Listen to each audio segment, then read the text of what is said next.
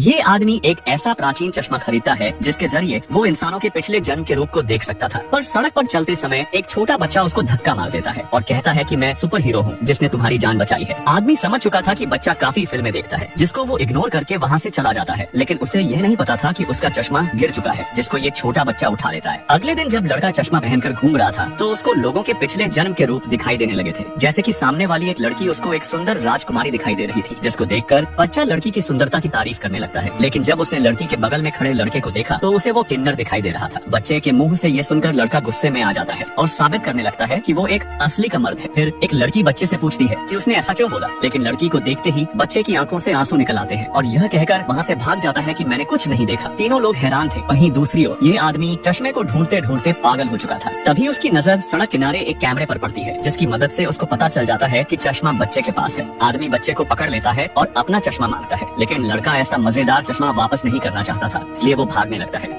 लेकिन वो कहीं पर भी जाता तो आदमी उससे पहले ही सामने आकर खड़ा हो जाता था, जिसे देख लड़का हैरान था। वो आदमी बच्चे से चश्मा छीनकर उसको सबक सिखाने जा रहा था, लेकिन जब उसने चश्मे से बच्चे को देखा तो उसे विश्वास नहीं हुआ कि वो पिछले जन्म में एक काला कुत्ता था और यह वही कुत्ता था जिसको 500 साल पहले उसने पाला था, जो उसका एकमात्र दोस्त था। लेकिन बाद में इंसानों ने उसके पालतू कुत्ते को जला दिया था। अपने दोस्त को मानव रूप में देखकर आदमी की आंखें भर आई थी। वो तुरंत बच्चे को लेकर एक रेस्टोरेंट में जाता है और उसको खाना खिलाता है, लेकिन आदमी को यह नहीं बताता कि बच्चे का जीवन इस समय बहुत दुख से गुजर रहा था। अगले दिन दोनों अचानक फिर से मिलते हैं। बच्चे के चेहरे पर काफी चोटें लगी हुई थी और उसको पीटने वाला उसका जीजा था। जीजा जैसे ही बच्चे पर हाथ उठाने जाता है तभी आदमी उसका हाथ मरोड़ देता है और बच्चे से पूछता है कि क्या जीजा तुम्हें अक्सर पीटता है, क्या मैं उसको खत्म कर दूं? लड़का सच्चाई बताने ही वाला था कि तभी जीजा उसको धमकाने लगता है और उसको घर ले जाते समय उसे पीटने की सोचता है। यह देख भाई ने जीजा को उठाकर एक राक्षस को सौंप दिया था। राक्षस जीजा के मुंह में एक बीज डालता है और अगले ही पल उसके शरीर से काला धुआं निकलने लग जाता है। देखते देखते जीजा एक फल में बदल चुका था। फिर राक्षस फल को उठाकर